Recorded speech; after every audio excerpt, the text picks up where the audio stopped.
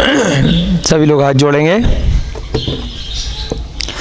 जय बोले महावीर भगवान की, अनंता अनंत सिद्ध परमेष्ठी भगवानों की, आचार्य भगवान श्रीमद् भट्टारक श्री शुभचंद्र जी महाराज की, श्री पांडव पुराण ग्रंथ की, महाभारत के प्रेरणादायी प्रसंग की, युधिष्ठिर, भीम, अर्जुन इत्यादि सभी मोक्षगामी महापुरुषों की,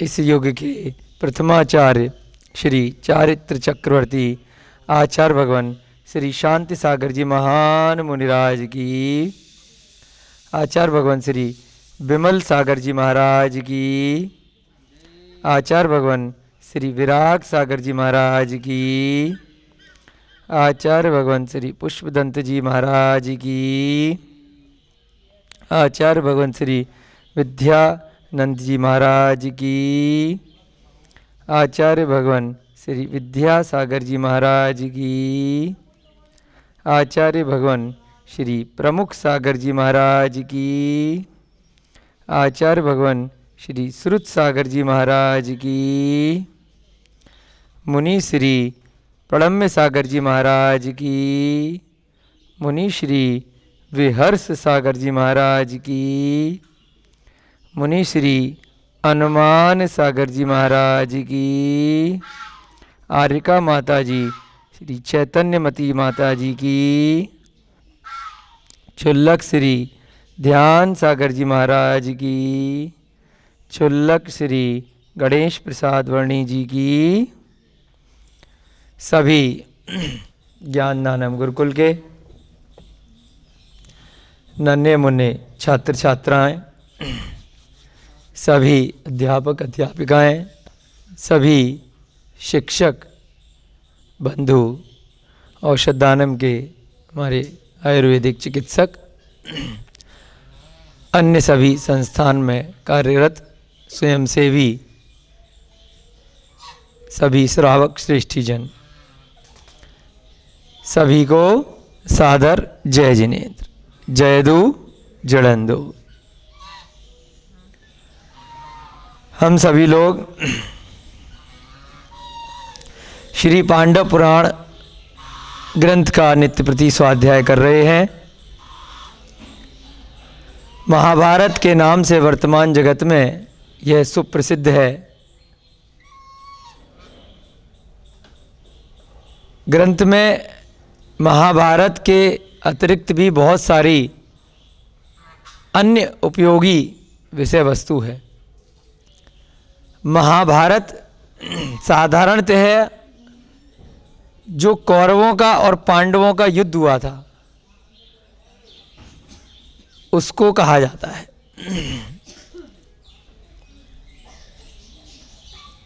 जबकि ऐसा जरूरी नहीं है कि उस प्रसंग में केवल युद्ध ही युद्ध रहा हो, उसके अतिरिक्त कुछ और नहीं हो।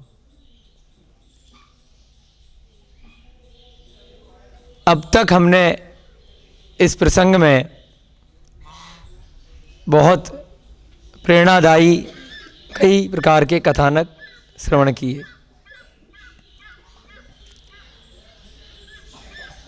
आदिनाथ भगवान जो पहले तीर्थंकर हुए हैं उनके काल से प्रारंभ करके आते आते कथा 22वें तीर्थंकर श्री नेमिनाथ भगवान के काल तक पहुंच रही है।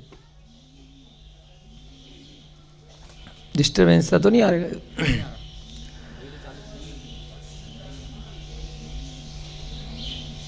अंधक वृष्टि के पुत्र हैं समुद्र विजय, वसुदेव, सुवीर इत्यादि 10 पुत्रियां हैं कुंती और माद्री।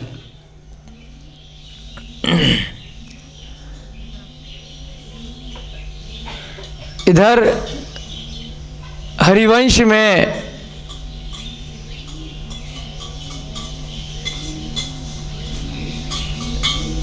भी बहुत सारे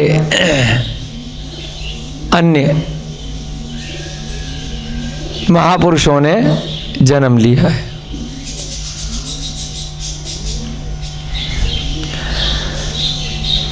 पांडु राजा व्यास के पुत्र हैं।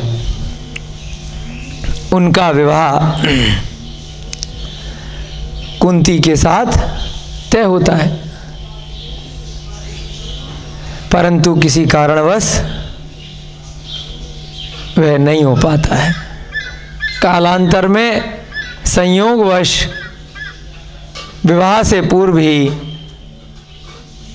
कुंती का और पांडु का संबंध बन जाता है, जिससे उन्हें एक पुत्र रत्न की प्राप्ति हो जाती है, जिसका नाम कर्ण रखा जाता है। क्या रखा जाता है? कर्ण। क्या कारण बताया इस ग्रंथ में, क्यों रखा? क्योंकि जिस समय उसका जन्म हुआ था तो उसके जन्म की खबर कानों कान पूरे नगर में फैल गई थी। अब किसी राजा के कोई पुत्र होता है तो बड़ा महोत्सव मनाया जाता है, बहुत प्रसन्नता का माहौल होता है, उत्सव होता है। परंतु यदि विवाह से पूर्व हो जाए तो वही क्षण दुख का कारण बन जाता है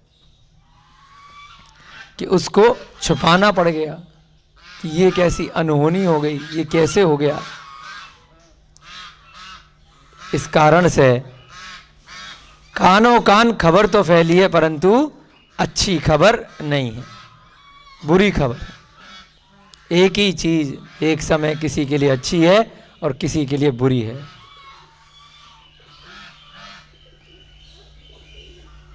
जब वह खबर फैल गई तो राजा ने उसका नाम कर्ण रख दिया, परंतु उसको अपने राज्य में बहुत सारे कारण हैं जिसके कारण से नहीं रख सकता है। अपनी पुत्री का ही पुत्र है और फिर भी नहीं रख सकता। बहुत दिल पे पत्थर रख के माँ ने और नाना ने, नानी ने, सभी लोगों ने, मंत्रियों ने निर्णय लिया कि इसको नदी में बहा देना चाहिए। एक मंजूषा में रख के उसके नाम का पत्र लिखकर कवच और कुंडल रत्न जड़ित पहनाकर, आभूषण पहनाकर उसको नदी में, यमुना में बहा दिया गया। वह मंजूषा धीरे धीरे जा पहुंची चंपापुरी में। वहां के राजा भानु और रानी राधा बड़े वीर प्रतापी राजा रानी हैं। ऐसी कोई भी सांसारिक विषय वस्तु नहीं है जो उनके पास सुलभता से प्राप्त नहीं हो सकती।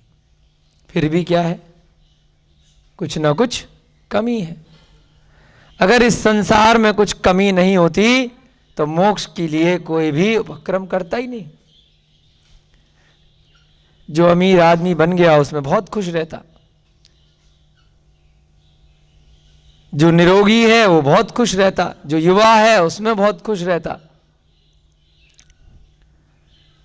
अन्य अन्य प्रकार से जो पर्याय में सुख मान करके उस समय सुखी है तो वह कभी भी इस संसार को छोड़ने का सोचता ही नहीं। जितने भी सुख हैं क्षणिक हैं, थोड़ी देर बाद वही सुख दुख देने लग जाते हैं या फिर कोई नया दुख उत्पन्न हो जाता है। चारों गतियों में कितना भी धनी, कितना भी निरोगी, कितना भी बलशाली, कितना भी परम प्रतापी कोई भी व्यक्ति क्यों ना हो, चारों गतियों में फिर भी कुछ न कुछ दुख उसे आ ही जाता है। चारों गतियों से मरण अवश्यम भावी है। देव में भी देवों के देव इंद्र भी बन जाएं, फिर भी एक न एक दिन वह सुख संपदा समाप्त होती होती है। सर्वार्थ सिद्धि तक के देव को भी 33 सागर बाद आयु का क्षय होने पर पुनः जन्म लेना ही पड़ता है। चाहे नरक गति के जीव हैं, चाहे स्वर्ग के हैं, देव के हैं, चाहे त्रियंच के या मनुष्य के, सुखों का हमेशा कोई ना कोई अंत अवश्य आता है।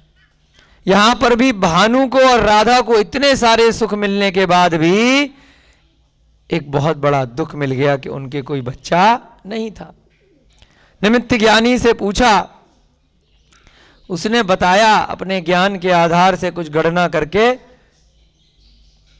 कि कभी समय आएगा जब यमुना नदी में आपको एक बहता हुआ बच्चा प्राप्त होगा, एक मंजूषा प्राप्त होगी। मंजूषा पेटी को बोलते हैं, संदूक को। तो यहां वह मंजूषा जो कुंती के पुत्र की थी, दूसरे नगर से बहती बहती उसके नगर में आ गई। राजा को जब इसका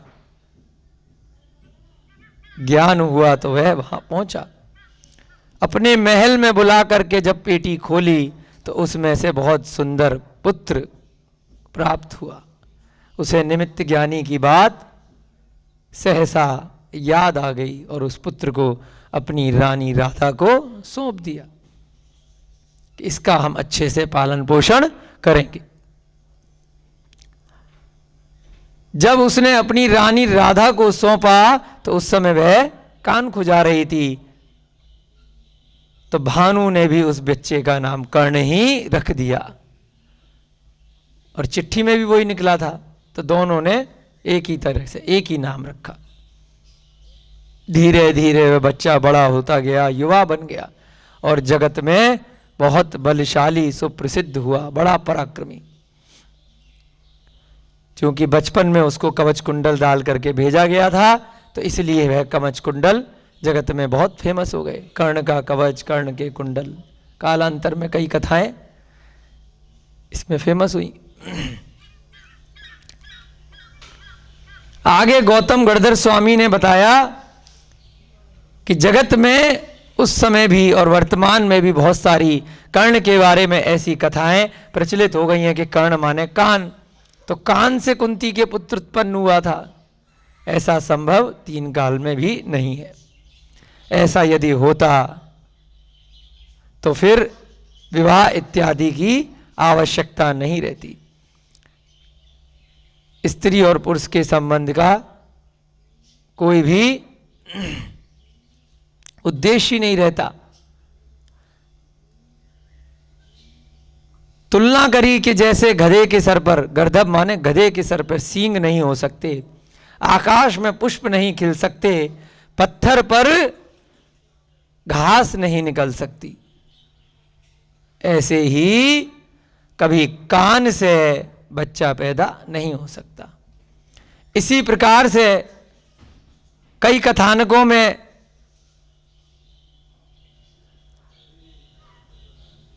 सूर्य पुत्र कहकर कर्ण को संबोधित किया गया कि कुंती को सूर्य के देवता से गर्भ ठहर गया। गर्भ का देवता आया और कुंती के साथ उसने कर्ण की उत्पत्ति करी। इस प्रकार से कथानक बन गए। एक नाम के कई अर्थ हो सकते हैं। भानु का पर्यायवाची है सूर्य, तो सूर्य पुत्र के नाम से वह कर्ण प्रसिद्ध हुआ, परंतु कई लोगों ने आधी अधूरी जानकारी में उसको सूर्य पुत्र ही कह डाला। तो सीधे सीधे सूर्य का पुत्र कैसे हो सकता है? सूर्य का जो विमान हमें दिखाई देता है, ये जो घूम रहा है, जिसका प्रकाश हमें प्राप्त हो रहा है, ये कोई जीव है ही नहीं। क्या समझे? जो सूर्य और चंद्रमा हैं, ये अपने आप में पुद्गल वस्तुएं हैं। इनके देवता होते हैं जो यहां पर रहते हैं, वो अलग होते हैं। सूर्य चंद्रमा इत्यादि के 16,000 देव होते हैं। कितने होते हैं? 16,000, जो स्वरूप लेते हैं बैल, हाथी, घोड़ा, इस प्रकार से वह देवों के विक्रिया से रूप होते हैं। जो इस विमान को प्रतिदिन ले जा करके सुमेरु पर्वत की परिक्रमा कराते हैं। सूर्य के नीचे लगे रहते हैं वो देव। किसी का साइज बैल जैसा है, किसी का हाथी जैसा है, किसी का घोड़े जैसा है। विक्रिया से वे देव अन्य अन्य रूप भी बना सकते हैं और अन्य अन्य स्थानों पर आना जाना कर सकते हैं। ज्योतिषी देव इनको बोलते हैं।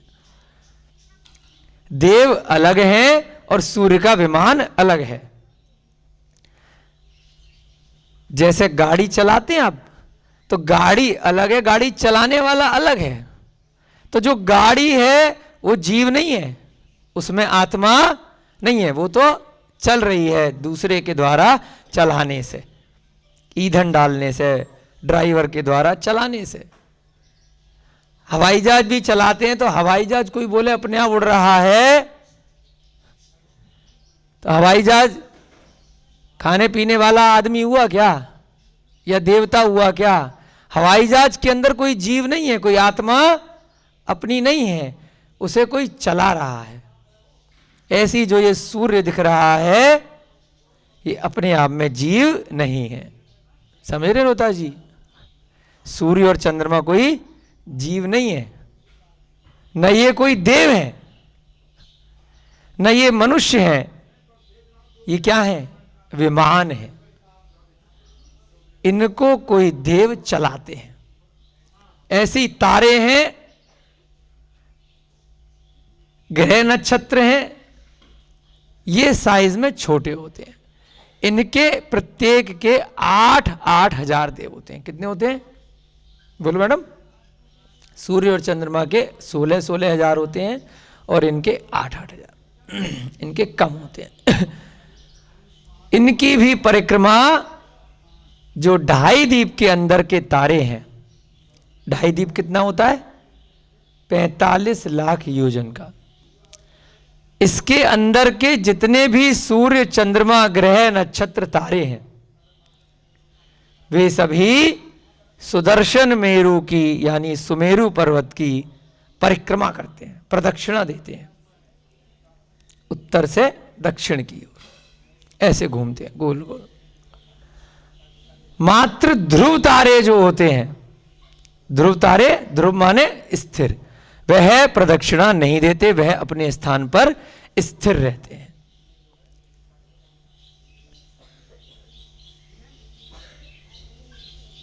इस कारण से हमें लगता है कि ये जो घूम रहे हैं अपने आप घूम रहे हैं। क्या अपने आप नहीं घूम रहे हैं, इनके देव घुमाते हैं, और ध्रुव तारे पे कोई नहीं घुमाता है।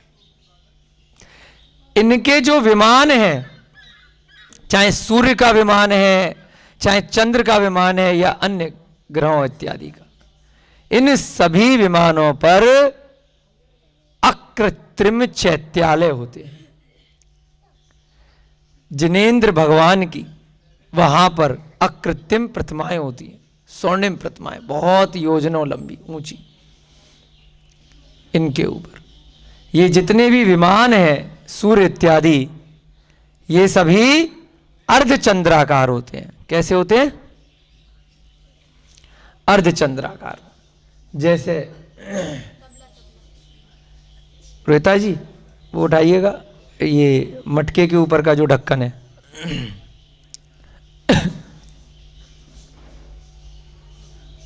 धन्यवाद। ये सभी विमान इस टाइप के होते हैं। हाँ ये ठीक है। कैसे होते हैं? ऐसे होते हैं। सूर्य कैसा है? ऐसा है। लेकिन हम कहां से देख रहे हैं? नीचे से देख रहे हैं, यहां से। तो हमें कैसा दिखाई दे रहा है? इतना हिस्सा, ऊपर का हिस्सा दिखाई नहीं देता है, इसलिए हमें पूरा गोल दिखाई देता है। ऊपर की सतह फ्लैट होती है, एक समान होती है, रत्नमयी। और यहां पर सारे देवों के महल इत्यादि होते हैं। यहां पर अकृत्रिम चैत्यालय होते हैं ऊपर। नीचे वाले हिस्से को हम देखते हैं, यहां से सूर्य की किरणें निकलती हैं, ऐसी चंद्रमा की किरणें नीचे से निकलती हैं। इस प्रकार से सूर्य और चंद्रमा के विमान अब कैसे गमन करते हैं?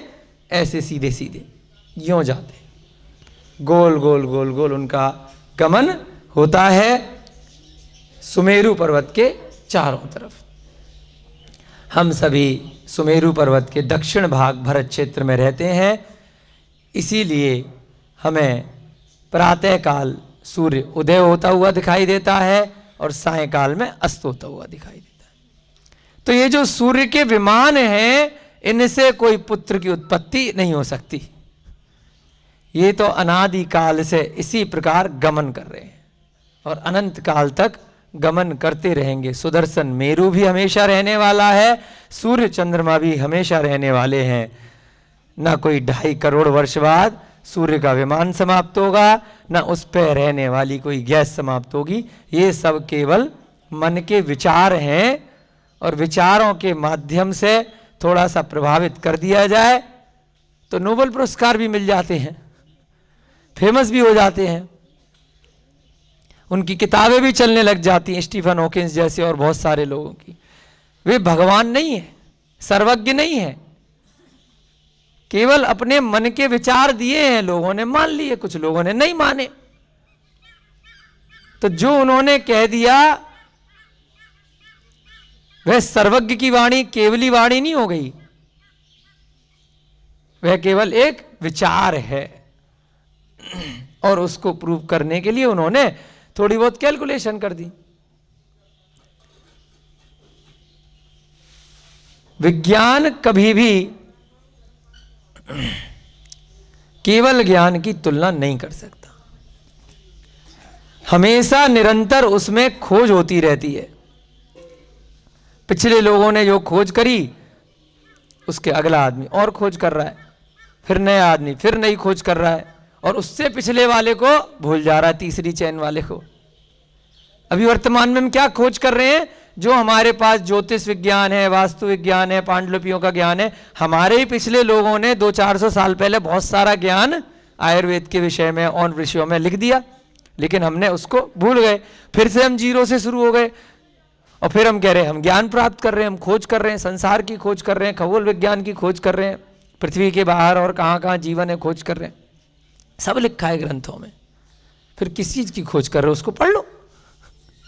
नई खोज कर रहे, अपने अपने विचार रख रहे हैं, इसके अलावा कुछ नहीं हो रहा है।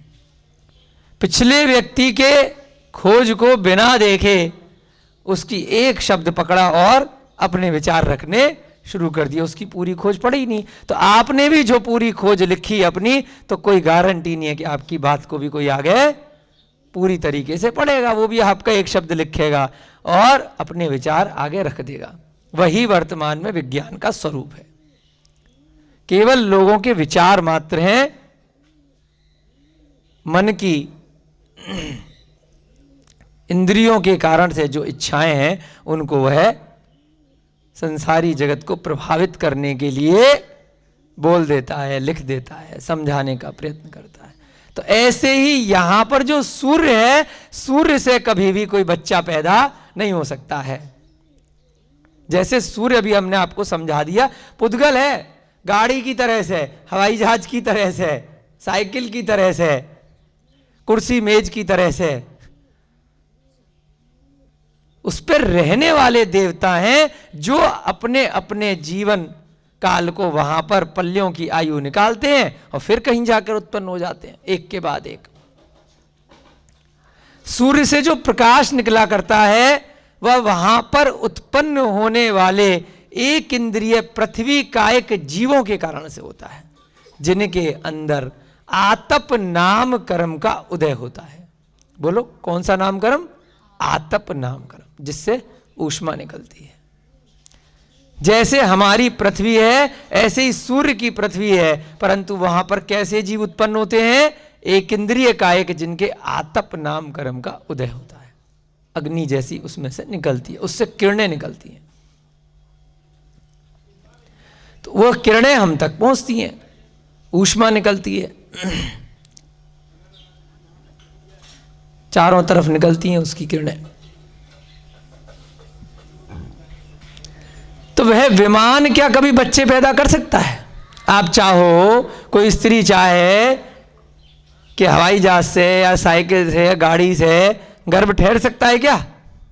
विवेक लगाइए, ना तो उससे ठहरेगा, पहली चीज। और फिर लोगों ने आगे कहा नहीं नहीं, सूर्य से नहीं, सूर्य के देवता से कुंती को कर्ण की प्राप्ति हो गई।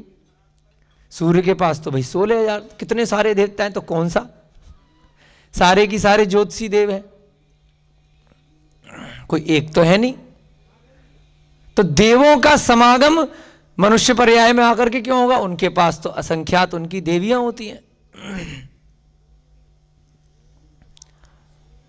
भवनत्रिक में सभी देवों की देवियां होती हैं, और वैमानिक में भी 16 स्वर्ग के सभी देवों की देवियां होती हैं। केवल पंचम स्वर्ग में जो लोकांतिक देव होते हैं वो ब्रह्मचारी की तरह रहते हैं, उनके देवियां नहीं होती, बाकी सबके होती हैं। तो अपनी देवियों से संतुष्ट नहीं है क्या?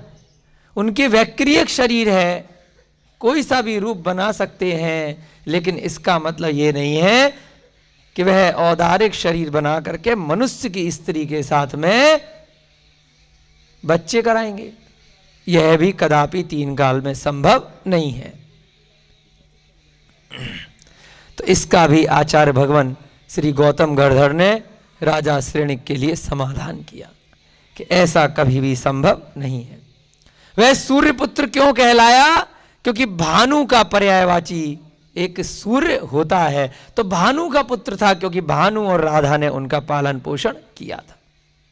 इस कारण से बहुत सारी वर्तमान जगत की शंकाओं का आचार्य भगवान ने यहाँ पे समाधान किया है। आगे हम देखेंगे, आज का प्रसंग बहुत ही महत्वपूर्ण प्रसंग होने वाला है। आज हम एक पांडवों में से छठे वाले की उत्पत्ति हो गई है। 5 पांडव आपने सुने हैं, उन्हीं का भाई है ये। तो बाकी के 5 भाई कब कैसे पैदा हुए, क्या हुआ, किससे हुए, कुंती की शादी किससे हुई, क्या हुआ, सारी कहानी आज हम सुनेंगे। फाइनली आपके इंतजार की घड़ियां समाप्त होने वाली हैं और पांडवों का जन्म आज होने वाला है। सभी लोग हाथ जोड़ेंगे। मंगलम भगवान वीरो, मंगलम गौतमो गणी, मंगलम कुंद कुंदाध्यो, जैन धर्मोस्तु मंगलम, सर्व मंगल मांगल्यम, सर्व कल्याणकारिकम, प्रधानम सर्वधर्माणाम, जैनम जयतु शासनम, जैनम जयतु शासनम, जैनम जयतु शासनम। सर्वे श्रोतारः सावधानतया शृण्वन्तु। अब हम शास्त्र एवं लोक परंपरा के अनुसार कौरव पांडवों की उत्पत्ति का वर्णन करते हैं। आज फाइनली 9वें अध्याय में कौरवों का और पांडवों का जन्म कैसे हुआ उसको अब हम पढ़ेंगे। लोक परंपरा में भी है और शास्त्र के अनुसार जो सत्य वचन है वह पढ़ेंगे। असत्य का जो भी सुन रखा हो वर्तमान जगत में, उसको धीरे धीरे करके हम तुलनात्मक अध्ययन भी करेंगे और अपना विवेक लगाएंगे कि सत्य क्या है असत्य क्या है, खुद ही समझ में आ जाएगा। अतः श्रोतागण ध्यान दे करके सुने। सर्वे श्रोतारः सावधानतया शृण्वन्तु। एक समय राजा अंधक वृष्टि ने अपने नीति निपुण पुत्रों के संग विचार किया। अंधक वृष्टि है, उनके बहुत सारे बच्चे हैं, कि निश्चय किया कि कुमारी अवस्था में ही कर्ण के जन्म के कलंक के कारण कुंती से राजकुल का कोई पुरुष विवाह नहीं करेगा। अब जब नगर में खबर फैल गई है? पहले तो कमाल है संसार भी, पहले तो कुंती की शादी पांडु से इसलिए नहीं कराई क्योंकि पांडु की खबर फैली हुई थी कि वो कुष्ठ रोगी है। बिना मोबाइल के भी, बिना अखबारों में इश्तिहार के भी, खबरों के भी, बिना टीवी पे 24 घंटे न्यूज चलने के बाद भी खबरें फैल जाती हैं। तो पांडु की खबर इन तक आ रखी थी कि कुष्ठ रोगी अपनी बेटी नहीं देनी। अब सर पकड़ करके कह रहा है कि कुंती की खबर सारे नगर में फैल गई है कि बिना शादी के इसके बच्चा हो गया। तो अगर हम किसी राजा महाराजा से इसका स्वयंवर करवाएंगे या कहीं कोई प्रस्ताव रखेंगे, तो जब नगर में बच्चे बच्चे को पता है, इंक्वायरी वो भी तो निकलवाएगा। आप लोग अपने बच्चों की शादी करवाते हैं तो थोड़ी बहुत इंक्वायरी तो कराते ही है ना किसी से फोन करा करके, पता करा करके कि सब चाल चलन ठीक है नहीं, घर परिवार ठीक है कि नहीं है। तो कितनी बदनामी होगी कि भाई इसके तो पहले ही किसी से बच्चा है और न जाने कहां राजा ने गायब कर दिया है, क्या किया है उसका पता नहीं, कोई न जाने। तो अगर कुंती के विवाह के लिए हमने कुछ भी प्रयत्न किया तो क्या हो जाएगा?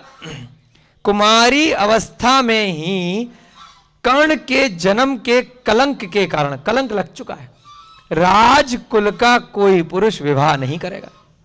कोई मजबूरी का सौदा ढूंढ करके लाना पड़ेगा, कोई कर्मचारी, कोई नौकर या कोई दूसरी जाति का इधर उधर से, या धोखे से कराना पड़ेगा विवाह, या पहले से किसी की शादी हो रखी होगी, कोई गड़बड़ चीज होगी तब कराना पड़ेगा, और वो भी नीति के विरुद्ध है। स्त्री का विवाह दोबारा नहीं होना चाहिए। एवं जब कुंती को पांडु के समागम से पुत्र हो ही चुका है, अब पांडु का इसके साथ प्रेम हो ही गया है, तब क्यों ना कुंती का विवाह पांडु के संग ही कर दिया जाए, बात खत्म करो। ये कल पहले आ जाती तो बेचारे कर्ण जी को नदी में बहाना नहीं पड़ता।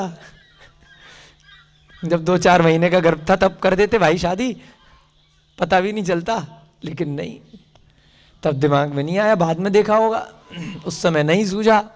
अब होनी को होने हार, जो होना होता है वही होता है कर्मों के बंधन से। तब क्या डिसाइड किया गया कि भाई जो होना था सो हो गया, अब इस बेचारी की शादी किसी से तो कर नहीं सकते, और ज्यादा दिक्कत आ जाएगी, और सब जगह कि धोखे से शादी कर दी, पहले से ही इसके बच्चा है। तो क्या तय किया गया बच्चों को बिठा करके कि कुंती ने कांड तो कर ही दिया है, अब एक काम करते हैं, जो इसका विवाह से पूर्व का प्रेमी है उसी से पहले विवाह तय हो, पहले ही कर देते, पहले भी नहीं किया था, रिजेक्ट कर दिया था। तो अब क्या किया, कुंती का विवाह पांडु के संग ही कर दिया जाना चाहिए, क्योंकि इस प्रकार से कुंती व्यभिचारिणी भी नहीं कही जाएगी। व्यभिचारिणी माने कि पति के अतिरिक्त कहीं और संबंध बनाया, इधर उधर गई, वे उस कलंक से भी बच जाएगी, विवाह भी हो जाएगा और दोनों की रजामंदी भी हो जाएगी, खुश भी हो जाएंगे दोनों बच्चे अपने। तो माता पिता कई बार ऐसी करते हैं, लड़की को कोई लड़का पसंद आ जाए, पहले तो विवाह नहीं कराते हैं, या लड़के को लड़की पसंद आ जाए, बाद में जब नहीं मानते हैं तो भाई इधर उधर तो कर ही नहीं रही है, अगर इन दोनों का संबंध बन गया है, साथ साथ घूम रहे हैं, तो कहीं और शादी करेंगे, पता चला वहां पर भी दिक्कत आएगी, विवाह के पूर्व के संबंध के कारण से इन दोनों का आना जाना कहीं बना न रहे और कलंक लगेगा। इससे अच्छा तो इन दोनों की ही शादी करा दो। ऐसा निश्चय करके विवाह संबंध हेतु योग्य उपहार एवं पत्र देकर एक चतुर दूत को राजा पांडु के पिता के निकट उन्होंने भेजा। पहले क्या हुआ था, देखो कैसे उल्टा पड़ रहा है मामला। पहले व्यास जी ने पांडु का रिश्ता लेकर के भेजा था कुंती के पिता के पास, उन्होंने अपनी मूंछ की लड़ाई में नाकुची करने के लिए रिजेक्ट, तुम्हारा बेटा तो कुष्ठी है, खबर आई है, मना कर दिया। अब क्या हुआ, कुंती के पिताजी रिश्ता भेज रहे हैं कि बेटा शादी कर लो, कर्मों का फेर है। क्यों रोहिता जी, होता है ऐसा कई बार, पहले आप कुछ मांगने गए हो और उसने मना कर दिया, बाद में कर्मों का फेर ऐसा होता है कि वह स्वयं आपके पास वह चीज देने आ जाता है। अब वह कुंती को देने आए कि ले लो भाई हमारी कुंती, शादी कर लो। और पहले पांडु के पिताजी ने मांगा था तब मना कर दी थी, ना हम नहीं देंगे। अब कह रहे भाई ले लो, तुम्हारी अमानत रखी है। दूत को भेजा गया, अल्पकाल में ही वह दूत कुरुराज व्यास की राजधानी में जा पहुंचा।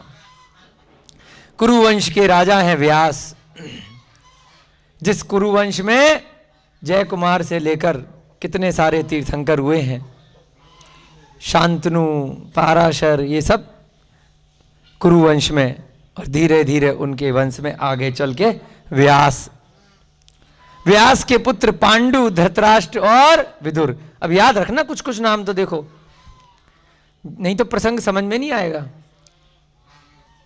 व्यास के पुत्र पांडु, धृतराष्ट्र उनसे बड़े, और एक विदुर।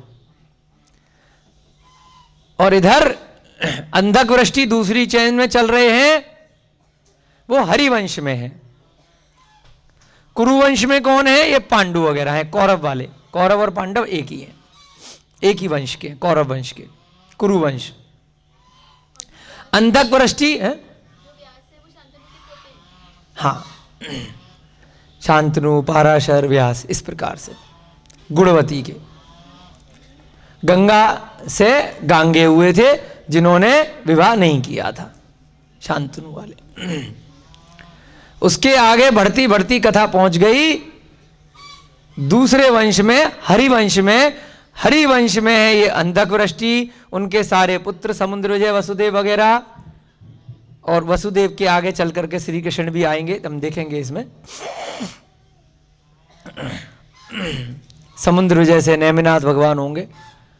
तो यहीं पर इनकी बहन है कुंती, और एक इन्हीं 8 भाइयों, इन्हीं 10 भाइयों में से एक भाई है सुवीर, जिनकी बच्ची की बच्ची है गांधारी। वो हमने कल के अध्याय में पढ़ा था। ये सारे एक ही वंश के, हरिवंश के। गांधारी है, कुंती है और माद्री है, एक ही परिवार के हैं। और इधर दूसरे परिवार में कौरव और पांडव हैं। तो पढ़ेंगे अब कौरव और पांडवों का आज जन्म किस प्रकार से होगा। अब रिश्ता किसने भेजा है?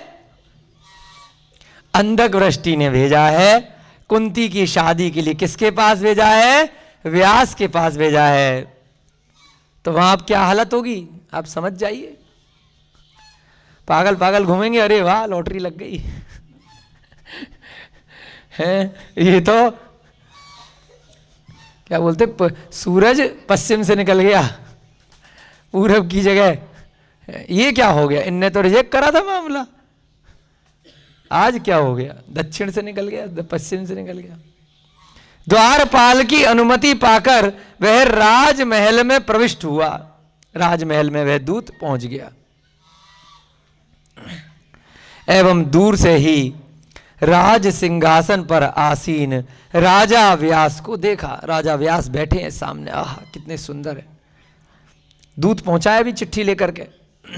महाराज व्यास अनेक सामंत राजाओं के मध्य में एक उच्च रत्न जड़ित सिंहासन पर तेजस्वी मुद्रा में विराजमान है। राजा महाराजाओं के जो सिंहासन हुआ करते हैं रत्न जड़ित, उस समय कोई कमी थोड़ी है रत्नों की। वहां बैठे हैं, चारों तरफ सामंत राजा, छोटे मंत्री इत्यादि बैठे हैं। सभी अधीनस्थ राजागण उनकी मुख मुद्रा एकटक निहार रहे थे। आह, राजा को देख करके सब खुश हो रहे हैं एवं उनकी भूभंगिमा मात्र से ही अपने सौभाग्य या दुर्भाग्य का पूर्वानुमान लगा रहे हैं कि राजा का मूड कैसा है। उनका शक्ल देख करके कि आज जो है सौभाग्य बरसेगा या दुर्भाग्य बरसेगा। ऐसे चला करता था सिस्टम। हाथ जोड़ करके बैठे रहते थे सब राजा के सामने, जैसा राजा जी बोले बस जी ठीक है, हाँ मैं मिलाने के लिए बैठे हैं सब, कोई उनको नाराज नहीं कर सकता। राजा व्यास के राज सिंहासन पर श्वेत छत्र तना था। उनके सिंहासन पर राजा महाराजाओं की पहचान होती है, छत्र लगाया जाता है, श्वेत छत्र लग रहा था। मानो सूर्य रश्मियों के सदृश श्वेत प्रभा मंडल की किरणें ही हो। जैसे सूर्य की किरणें निकला करती हैं, उनसे तुलना करिए उस रत्नमयी छत्र की। सुबह चैवल ढुला रहे थे। अब राजा का एक थोड़ा औरा होता है, प्रभाव होता है। राजा बैठता है तो दो चार लोग चमर ढुलाते हैं, जैसे हम भगवान को ढुलाते हैं ना थोड़ी देर के लिए, फिर टांग देते हैं, तो वहां पर वो टांगते नहीं है। जितनी देर राजा बैठता है उतनी देर दो चार लोगों की ड्यूटी यही काम की लगी होती है। कोई चमर से उसको कोई पंखा नहीं कर रहे हैं, पंखे वाले अलग होते हैं। अगर गर्मियों का माहौल है, कपड़े का पंखा लेकर के सबका काम है, चमर ढुलाते रहते हैं, एक शोभा होती है ऐसे करके राजा महाराजा के चारों तरफ। सुभट चमर झुला रहे थे एवं बारंबार वायु से लहराते हुए वे केश गुच्छ चमर के अद्भुत शोभा की सृष्टि कर रहे थे। केश गुच्छ चमर मतलब जो चमर में लगे रहते हैं ना, केश के धागे जो भी लगे होंगे उससे बहुत शोभायमान थे। महाराज के चतुर्दिक देश विदेश के राजाओं द्वारा भेजी गई भेंट सामग्रियों के अंबार से लगे थे। अब प्रतिदिन जिन लोगों को काम होता है, आस पड़ोस के जो राजा महाराजा होते हैं, अब वर्तमान में भी आप देख लो, कोई किसी नेता के ऑफिस जाओ, किसी मंत्री के किसी पोस्ट पे कोई अधिकारी है, तो वो जैसी सीट पे बैठेगा प्रतिदिन लोगों का आना जाना लगा रहेगा अपने काम निकलवाने के लिए। किसी की कोई फाइल अटकी हुई है, किसी का टेंडर निकलना है, किसी का कोई काम है, किसी का कोई काम है, तो खाली हाथ नहीं आते हैं अपना काम निकलवाने के लिए। कोई मिठाई लाएगा, कोई गिफ्ट लाएगा, कोई कुछ लाएगा, कोई पुस्तक लाएगा, कोई रत्न लाएगा, अपने अपने योग्य तरीके से लोग भेंटें लेकर के आते हैं। तो ऐसी राजा महाराजा के जो आसपास के राजा हैं, अपनी मित्रता बढ़ाने के लिए कि भाई हमसे बना कर रखना, हम आपसे बना के रखेंगे, तो इतनी सारी भेंटों का अंबार लगा हुआ था।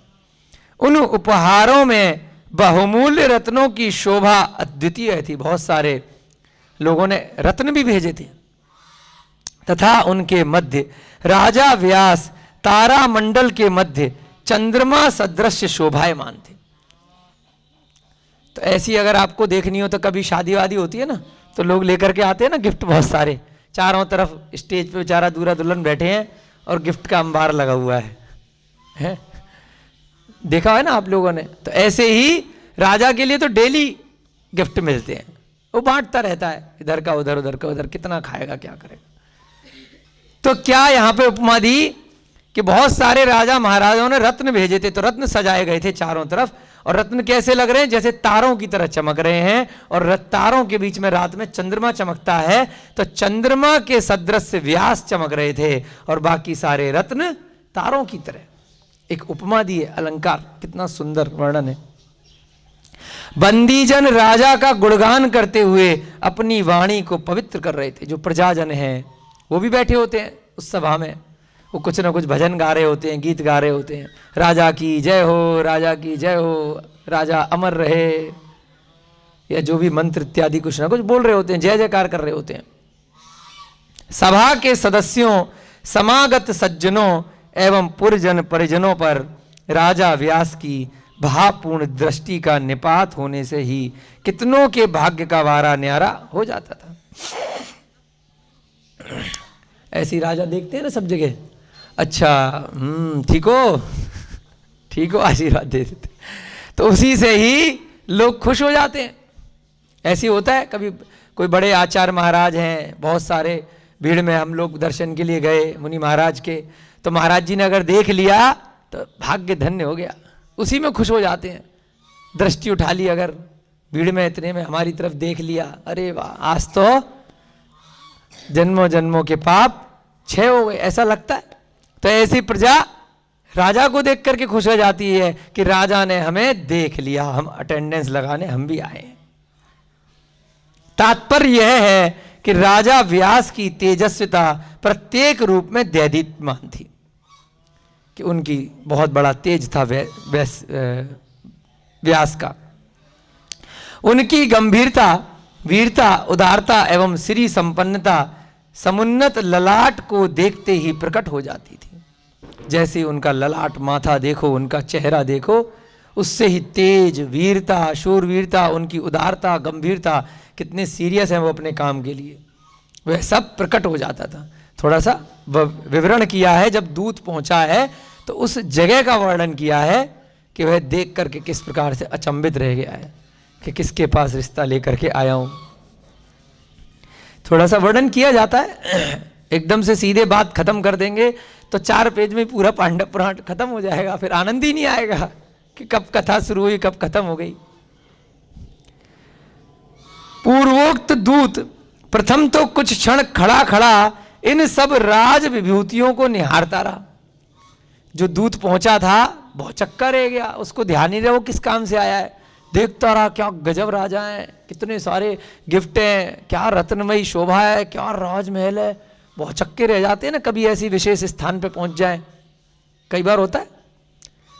बड़े महल में पहुंच गए, किसी ताजमहल या बहुत सारे ऐसे बड़े विशाल मंदिरों में पहुंच गए। कभी दक्षिण भारत के मंदिर हैं, ऐसी ऐसी नक्काशियां हैं कि अचंभित होकर रह जाते हैं कि बनाई कैसे गई होगी, कैसे इतना पहाड़ के ऊपर नक्काशियां की गई होंगी, कैसे नदी के अंदर तीर्थंकर लेणी जैसा मंदिर बनाया गया होगा, कैसे पावागढ़ के ऊपर जहां लवकुश को मोक्ष हुआ है इतना गगनचुंबी, इतने सारे विशाल मंदिर, इतनी बड़ी पहाड़ की एक चोटी पर जिसमें जाने के लिए कोई रास्ता ही नहीं, ट्रॉली अब जाकर के लगी है तो ट्रॉली से जाकर के उड़ करके जाते हैं। तो कैसे बनाया खाई के ऊपर वो पहाड़ पे मंदिर, कैसे वो श्रवण बेलगोला का मंदिर बनाया गया होगा एक चट्टान में, 57 फुट की मूर्ति 1000 साल पहले। तो अचंभित हो जाते हैं देख करके। ऐसे ही वो दूत हक्का बक्का रह गया, भैया ये हो क्या रहा है, निहारता ही रहा।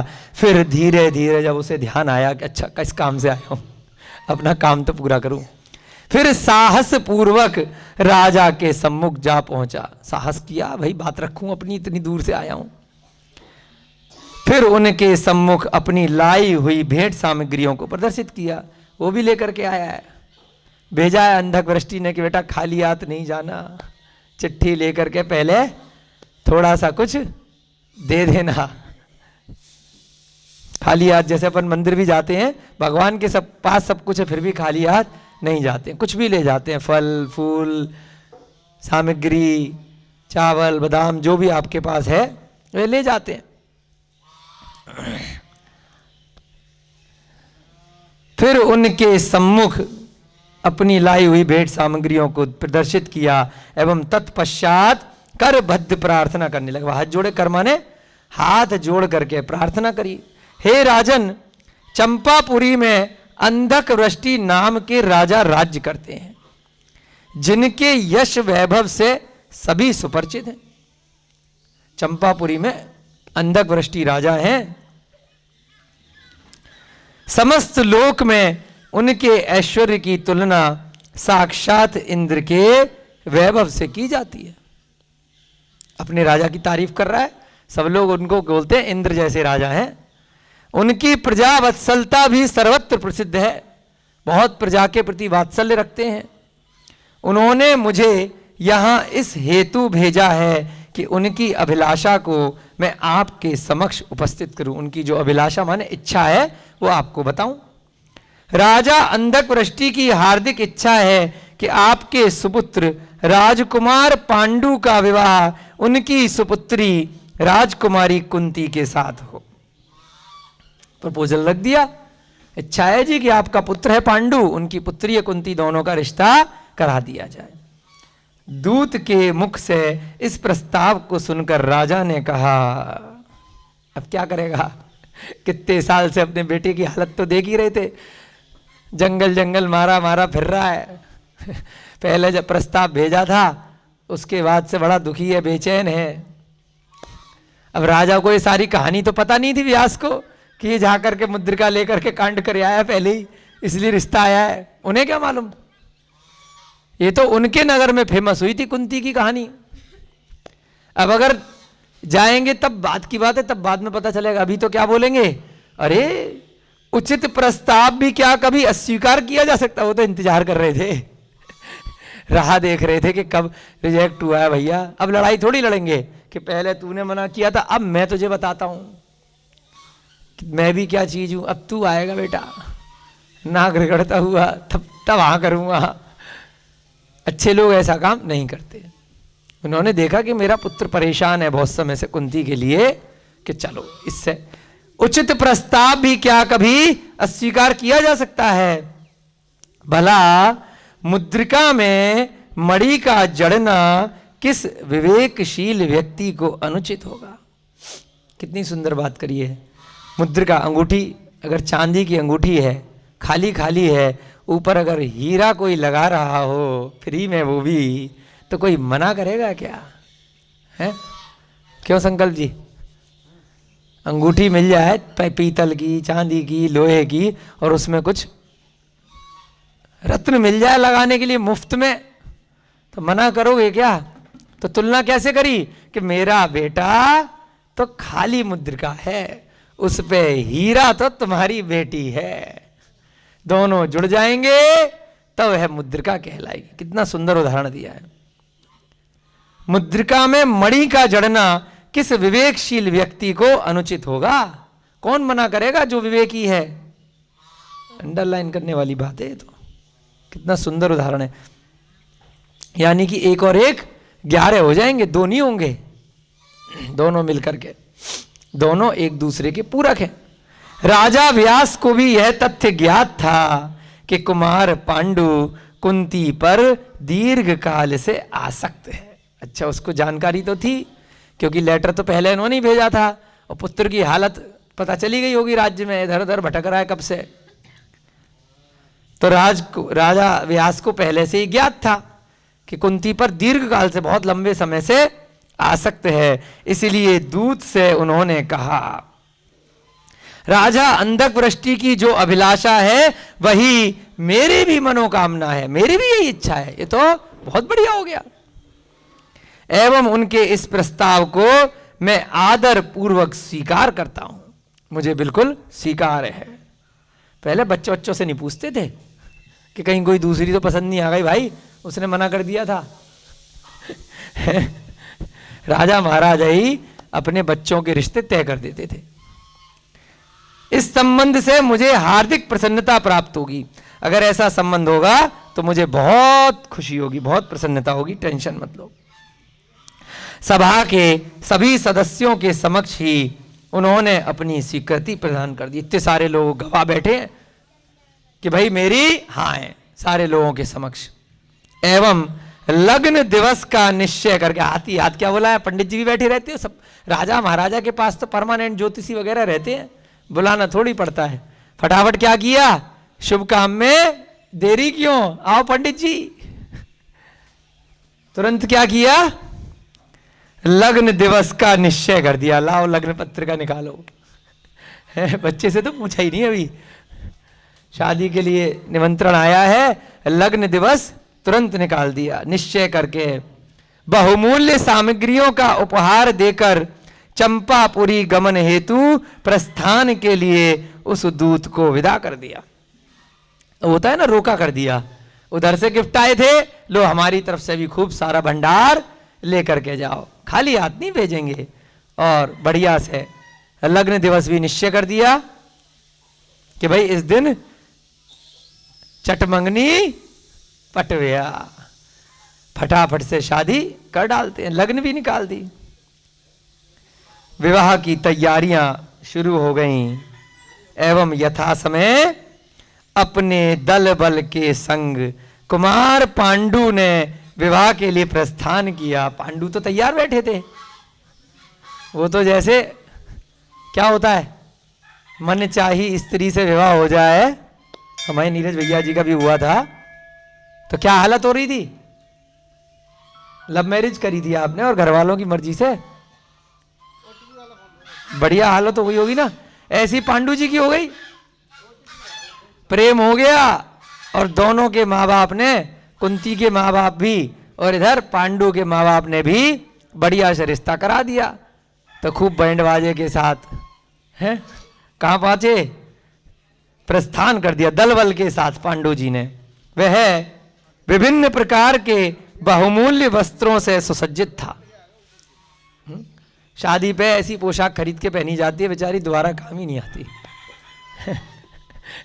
इतनी महंगी खरीद लेते हैं कि वो फिर रखी रह जाती है।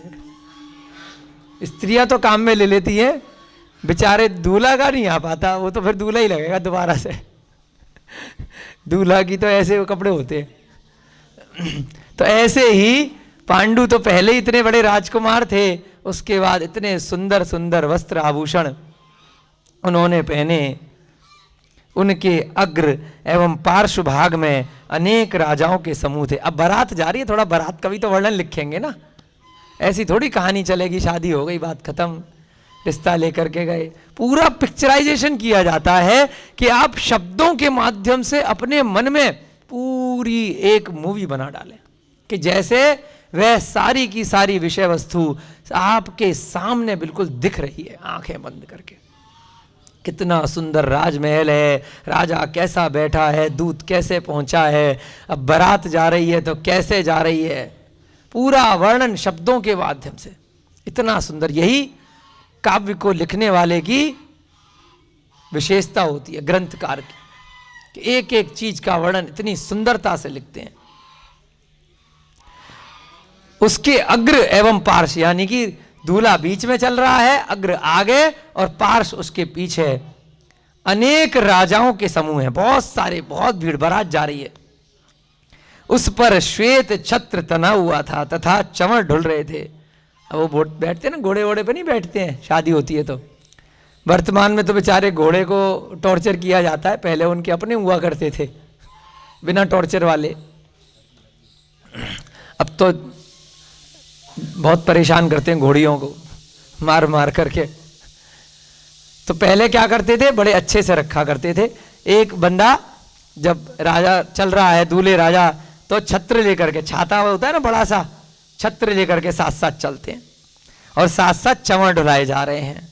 अनेक प्रकार के वाद्य बज रहे हैं। अच्छा, यहीं से आया है वो जो शादी में बैंड बजाते हैं, जब दूल्हे राजा की बारात जाती है तो खूब वाद्य यंत्रों के साथ में है। नेमी की बारात जा रही है, ऐसे यहां पे किसकी बारात जा रही है, पांडु की बारात। खूब गाने बज रहे हैं, बढ़िया से बैंड बज रहा है, जिससे दसों दिशाएं तथा आकाश मुखरित उठे। इतना सुंदर वाद्य यंत्र बजाते हुए चंपापुरी की ओर जा रहे हैं बारात लेकर के। दसों दिशाएं गूंज गईं और आकाश मुखरित हो गया। आकाश बिल्कुल दैदीप्यमान हो गया, मुखरित हो गया, मानो वो उसकी सर्वोत्कृष्टता अपने अवक्तव्य शब्दों में वर्णन कर रहे हो। ऐसा लग रहा है कि दसों दिशाएं कुछ बोल तो सकती नहीं है, दिशाएं क्या बोलेंगी, आकाश का ही भाग है। ऐसे ही जो आकाश है वहां पर भी वो आवाज गूंज रही है, जैसे कि वह, जैसे आप कुछ बोलते हैं ना तो कई बार आवाज रिवर्स आती है पहाड़ों में या नदियों में, तो ऐसे ही जैसे अवक्तव्य, बिना कहे भी अवक्त शब्दों में वर्णन कर रही हैं। दिशाएं कुछ ना कुछ बोल रही हैं, आकाश बोल रहा है। अश्वों की टापों से इतनी धूल उड़ी कि सबके वस्त्र आभूषण मलिन हो गए। अरे, शादी में नए नए कपड़े पहन के गए थे, घोड़े हाथी इतनी दूर तक जब गए तो कपड़े गंदे हो गए मिट्टी से। इसीलिए हमने कई पुरानी शादियों में देखा है, कपड़े धोने वाले, प्रेस वाले पहले से रखते हैं कि भाई बाराती आएंगे, कपड़े चेंज कर लेना, दोबारा से प्रेस करवा लेना, धुलवा लेना, है ना। तो ऐसे ही सिस्टम वहां भी रखा गया होगा, कपड़े तो गंदे हो गए सबके, वस्त्र आभूषण मलिन हो गए, इतनी धूल उड़ी अश्वों की टापों से, अश्व माने घोड़े। परंतु विवाह उत्सव के आनंदातिरेक में इसका किसी को भी लेश मात्र भी क्लेश नहीं था। बहुत सारे लोग ऐसे भी होते हैं जो दूसरी जोड़ी कपड़े लेकर के नहीं आते, अरे ठीक है जैसे हैं वैसे ही हैं, डांस करते हुए आए, रास्ते में गंदे हो गए तो क्या हो गया, दोबारा थोड़ी बदलते हैं। क्यों, आपकी भी शादी में आपके दोस्त नाचे होंगे तो पसीने पसीने हो गए होंगे तो जाके कपड़े थोड़ी बदले होंगे, उसी में जाके खाया पिया मौज करी, क्या दिक्कत है। तो ऐसे ही बहुत सारे ऐसे लोग थे, कपड़े गंदे हो गए, आभूषण गंदे हो गए, लेश मात्र भी उनको क्लेश नहीं था, कोई टेंशन नहीं है। इस समय कुमार पांडु के तो आनंदातिरेक का तो कहना ही क्या था, क्या शब्द लिखा है, पांडु की तो जैसे लॉटरी लग गई थी। उसका तो आनंदातिरेक, आनंद भी अतिरेक, कितनी अधिकता में उसका आनंद था, उसको लेखाकार कह नहीं सकते कि उसकी क्या हालत हो रही होगी, कितनी मुश्किल। अब तो वो अंगूठी का क्या काम है, अब तो कुंती यहीं आ गई अब क्या करेगा अंगूठी का, अदृश्य बन के अब कहां जाएगा। मनोवांछित कामना जो पूर्ण हो रही थी, जो मन की इच्छा है वह पूरी हो रही थी। ये सब पहले भी आपको बताया है, इंद्रियां और मन की इच्छाएं क्षणिक होती हैं। एक इच्छा पूरी हुई, दूसरी परेशानी शुरू हो गई। अभी तो शुरू होगी, जब तक शादी नहीं हुई है तो कुंती के चक्कर में पागल है, जब अब कुंती मिल जाएगी तो फिर कभी भी संसार में अंत नहीं है दुखों का, नई प्रॉब्लम शुरू हो जाएगी। बच्चे हो जाएंगे, बच्चे लड़ेंगे, महाभारत कर देंगे। अब देखते हैं आगे क्या होता है।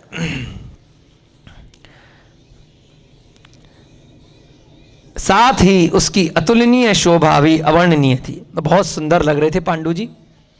उसके मित्र मंडल का दृश्य सूर्य मंडल के सदृश तेजोमय एवं प्रकाशपूर्ण था। अब राजकुमार के भी तो दोस्त होते हैं, क्यों नीरज जी, आपके दोस्त हो सकते हैं तो राजकुमार के दोस्त नहीं हो सकते क्या? वो भी तो शादी में डांस कर रहे थे। तो जो उनके मित्र मंडल थे पांडु जी के, बिना दूल्हे के दोस्तों के पूरी शादी का मजा बेकार होता है। 8-10 दोस्त तो होते ही हैं आजकल भी, जो बहुत उदम मचा करके रखते हैं। तो कैसे लग रहे थे? सूर्य मंडल के सदृश। जो सूर्य मंडल होता है ना, सौर मंडल, सौर मंडल किसको बोलते हैं? सूर्य, चंद्रमा, ग्रह, नक्षत्र, तारे, इन सबको मिला करके। तो ये सौर मंडल के सदृश वो उनके मित्र मंडली तेजोमय एवं प्रकाशपूर्ण थे, बढ़िया से डांस कर रहे थे। उसके संग जो सजे सजाए हुए हजारों रथ जा रहे थे, वे ऐसे प्रतीत हो रहे थे मानो नगर के राजप्रसाद ही कुमार के विवाह के हर्ष में गतिशीलता की शक्ति प्राप्त कर उसके संग यात्रा कर रहे हैं। हजारों रथ जा रहे हैं, कोई 150 लोगों की भीड़ नहीं होती है, कोई राजकुमार की शादी हो रही है तो हजारों की संख्या में रथ साथ में चल रहे हैं, और ऐसे लग रहे हैं कि जैसे राजमहल ही साथ साथ चल रहे हैं धीरे धीरे। बड़े बड़े मदमक्त गजराजों के चिंगाड़ से दुष्ट शत्रुओं के चित्त दहल जाते थे। खाली घोड़े ही नहीं चल रहे थे उस बारात में, बहुत सारे गजराज, हाथी भी चल रहे थे। उन गजराजों के दंतों की शोभा अवर्णनीय थी।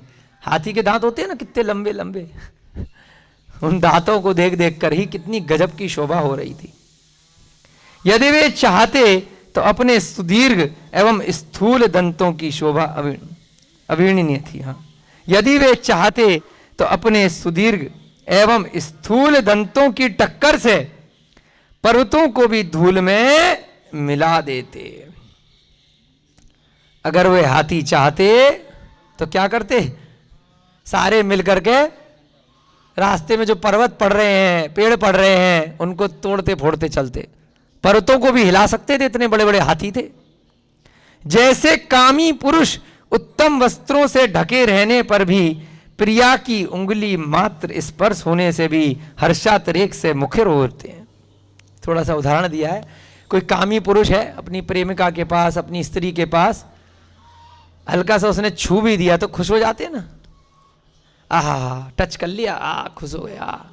कामी पुरुष अगर उसकी स्त्री, कोई प्रेमिका स्पर्श मात्र कर दे, उससे भी बहुत प्रसन्न हो जाते हैं, हर्षातिरेक से मुखर हो जाते हैं, यानी हर्ष से खुश हो जाते हैं।